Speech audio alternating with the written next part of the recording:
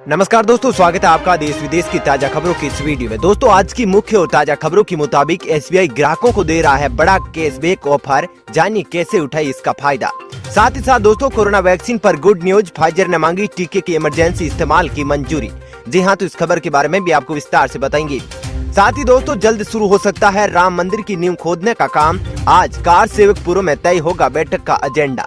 साथ ही साथ दोस्तों, नई संसद में एक साथ बैठ सकेंगे 1224 सांसद। आजादी के 75वें वर्ष पर हो सकता है शुभारंभ। जी हाँ, तो इस खबर के बारे में आपको बताएंगे कि नई संसद कहां पर और कैसी बन रही है। वहीं दोस्तों, काम की खबर, यदि आपका भी हो गया है ऑनलाइन बैंकिंग ट्रांजैक्शन फेल, तो बैंक आपको देगा 100 रुपए का जुर्माना। जानिए कैसे उठा सकते हैं आप इसका लाभ। साथ ही साथ दोस्तों, व्हाट्सएप के जरिए इन नंबरों पर मैसेज करने पर हो जाएगी सेकंड्स में गैस सिलेंडर की बुकिंग। जानिए क्या है इसका तरीका। साथ ही दोस्तों, कोरोना महामारी को लेकर WHO की ओर से एक बड़ी खबर आ रही है, जिसके बारे में भी आपको बताएंगे। तो दोस्तों, आज इन सब खबरों के बारे में आपको बताएंगे। इसके अलावा भी कई अन्य बड़ी खबरें हैं जिसके बारे में इस वीडियो में जानेंगे। तो दोस्तों, वीडियो को अंत तक जरूर देखिएगा। वहीं दोस्तों, वीडियो में आगे बढ़ने से पहले आपसे एक अपील करना चाहेंगे कि यदि आप भी अपने जनरल नॉलेज के स्तर को सुधारना चाहते हैं और साथ ही पेटीएम केस पाना चाहते हैं, तो इस वीडियो के अंदर आपको ऐसा प्रश्न दिया जाएगा जिसका सही उत्तर देने पर हमारी ओर से 6 भाग्यशाली विजेताओं को 50-50 रुपए पेटीएम केस मिलेगा। तो दोस्तों, देर किस बात की, वीडियो को लाइक और शेयर करें। साथ ही आप भी जीत सकते हैं सही उत्तर देकर 50 रुपए का इनाम। आज का वीडियो देखकर जो भी सही उत्तर देंगे उन भाग्यशाली विजेताओं का हम अनाउंस अपने अगले वीडियो में करेंगे। तो दोस्तों, वीडियो को जरूर देखिएगा। वहीं प्रश्न का उत्तर देने के लिए आपको कमेंट बॉक्स में अपना पेटीएम नंबर, नाम और प्रश्न का उत्तर लिखना होगा। वहीं हमारी ओर से जो भी कल की भाग्यशाली विजेता है उनका नाम आप स्क्रीन पर देख पा रहे होंगे। तो दोस्तों, देर किस बात की, अभी सही उत्तर देकर जीतिए 50 रुपए का इनाम। तो चलिए दोस्तों, बिना देरी के फटाफट से जानते हैं आज की सभी बड़ी खबरों को एक एक करके विस्तार से।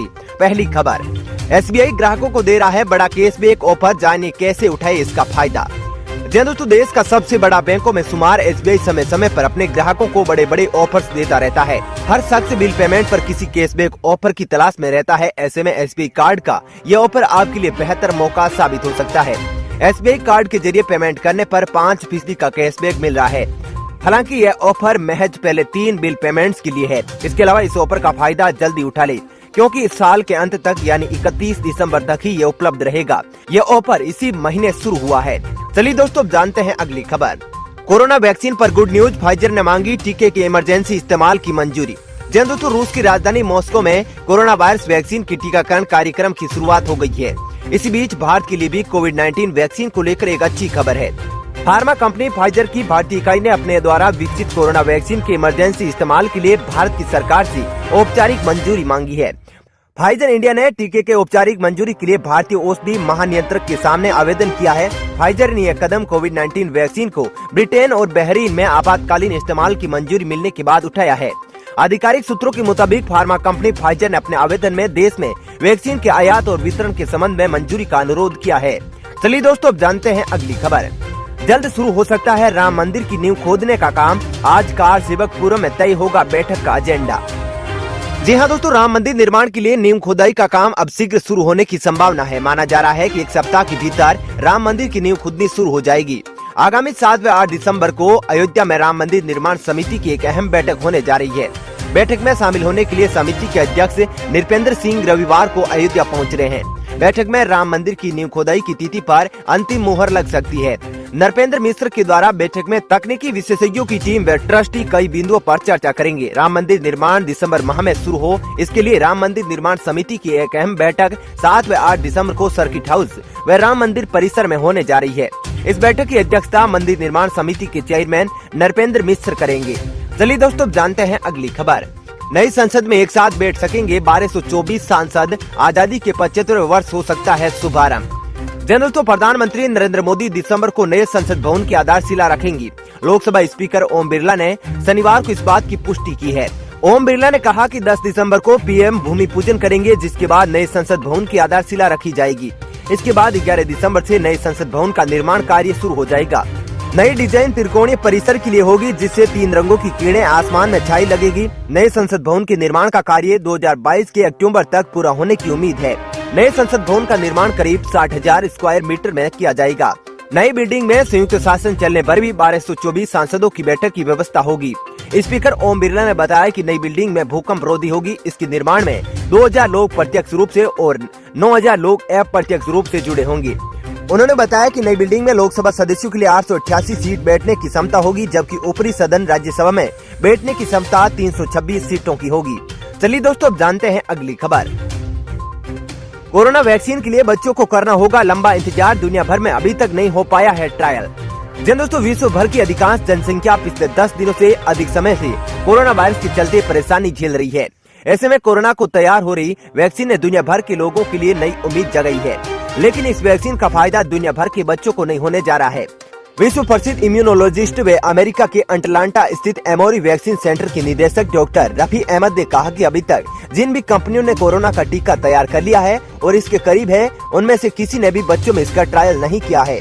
कंपनियों को बच्चों में टीके के प्रयोग के लिए बच्चों में इसका ट्रायल करना होगा। चलिए दोस्तों, जानते हैं अगली खबर। ऑनलाइन गेमिंग के विज्ञापन को लेकर सूचना प्रसारण मंत्रालय ने जारी की एडवाइजरी, जानिए क्या कहा। दोस्तों, सूचना और प्रसारण मंत्रालय ने शुक्रवार को सभी प्राइवेट टीवी चैनलों में ऑनलाइन गेमिंग और फैंसी स्पोर्ट्स पर दिखाए जाने वाले विज्ञापनों को लेकर एक एडवाइजरी जारी की है। इस एडवाइजरी में कहा गया है कि वो इस तरह के खेलों के विज्ञापन में वित्तीय जोखिम को शामिल न करें। सरकार ने यह भी कहा कि 18 साल कम आयु के लोग ऐसे विज्ञापनों में हिस्सा न लें। सरकार ने ऑनलाइन गेमिंग पर भ्रामक विज्ञापनों को लेकर एडवाइजरी में चिंता जताई है। सूचना और प्रसारण मंत्रालय ने शुक्रवार को देर रात जारी एडवाइजरी में सभी प्राइवेट चैनलों से साफ साफ कहा कि वे आय के अवसर या वैकल्पिक रोजगार विकल्प के तौर पर ऐसे विज्ञापनों को टीवी पर न दिखाए। सरकार ने यह भी कहा कि आप कोई वैसे विज्ञापनों को कभी नहीं दिखाएंगे जिसमें गेम खेलने से पैसे जीतने का मौका जैसा ट्रम आए या पैसे जीतने का सुझाव देते हुए दिखे। ये सारे दिशा निर्देश इस साल 15 दिसंबर से प्रभावी होंगे। मंत्रालय ने कहा कि इस तरह के हर गेमिंग विज्ञापन के साथ एक डिस्क्लेमर आना चाहिए जिसमें इस बात को लिखा गया हो कि इसमें वित्तीय जोखिम शामिल और ये एकलत हो सकती है। कृपया इसको अपनी जिम्मेदारी और अपनी रिस्क पर खेले।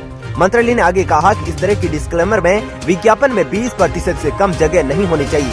चलिए दोस्तों, जानते हैं अगली खबर। व्हाट्सएप के जरिए इन नंबरों पर मैसेज करने पर हो जाएगी सेकंड्स में गैस सिलेंडर की बुकिंग, जानिए क्या है इसका तरीका। दोस्तों, अगर आपको गैस सिलेंडर की बुकिंग कराने में दिक्कत आ रही है तो अब आप घर बैठे सिर्फ व्हाट्सएप पर मैसेज कर गैस सिलेंडर की बुकिंग कर सकते हैं।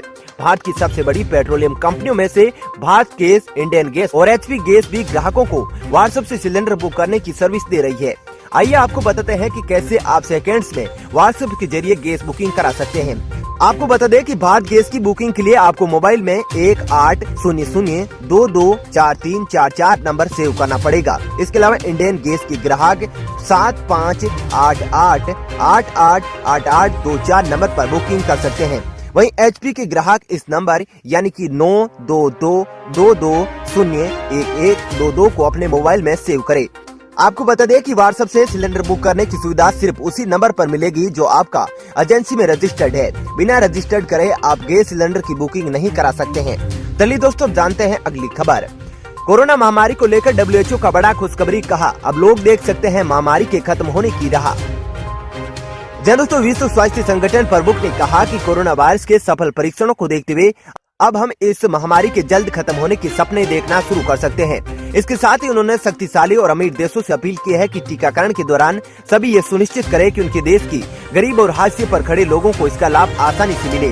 कोविड-19 पर UN जनरल असेंबली में WHO के महानिदेशक डॉक्टर टेड्रोस घेब्रेयेसस ने चेतावनी देते हुए कहा कि वायरस को रोका जा सकता है, लेकिन आगे का रास्ता अभी भी बेहद अविश्वास से भरा है। चलिए दोस्तों, जानते हैं अगली खबर। काम की खबर, यदि आपका भी हो गया ऑनलाइन बैंकिंग ट्रांजैक्शन फेल तो बैंक आपको देगा 100 रुपए का जुर्माना। जानिए कैसे उठा सकते हैं आप इसका लाभ।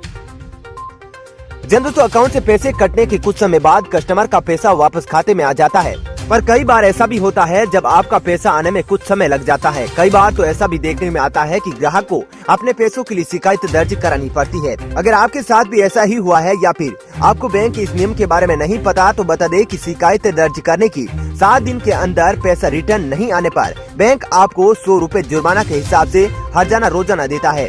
फेल ट्रांजैक्शन के मामले में RBI का ये नियम 20 सितंबर 2019 से लागू है। UPI ट्रांजैक्शन फेल होने पर इस तरह करे शिकायत। अगर आपका डिजिटल ट्रांजैक्शन करने का पैसा वापस नहीं आता है तो आप यूपीआई ऐप जाकर अपनी शिकायत दर्ज करा सकते हैं। इसके लिए आपको पेमेंट हिस्ट्री ऑप्शन पर जाना होगा या आपको रेज डिस्प्यूट पर जाना होगा। रेज डिस्प्यूट पर अपनी शिकायत दर्ज करा दे। बैंक आपकी शिकायत को सही पाने पर पैसा लौटा देगा। एटीएम ट्रांजैक्शन फेल होने पर करे ये काम। इसके अलावा बैंक से पेनल्टी पाने के लिए आपको ट्रांजैक्शन फेल होने के 30 दिनों के भीतर शिकायत दर्ज करानी होगी। आपको ट्रांजैक्शन की पर्ची या अकाउंट स्टेटमेंट के साथ अपनी शिकायत बैंक में दर्ज करानी होगी। इसके अलावा आपको बैंक के अधिकृत कर्मचारी को अपने एटीएम कार्ड का डिटेल बताना होगा। अगर 7 दिनों के भीतर आपका पैसा वापस नहीं आता है तो आपको एनेक्सर 5 फॉर्म भरना होगा। जिस दिन आप ये फॉर्म भरेंगे उस दिन आपकी पेनल्टी उसी दिन से चालू हो जाएगी। चलिए दोस्तों, फिलहाल इस वीडियो में इतना ही। ऐसी ही खबरें देखते रहने के लिए आप हमारे चैनल को सब्सक्राइब जरूर कर ले। साथ ही दोस्तों, वीडियो के बारे में आपकी जो भी राय हो कमेंट करके जरूर बताइए। और दोस्तों, यदि आप भी हमारी मेहनत को सपोर्ट करना चाहते हैं तो इस वीडियो को लाइक और शेयर जरूर करें। धन्यवाद।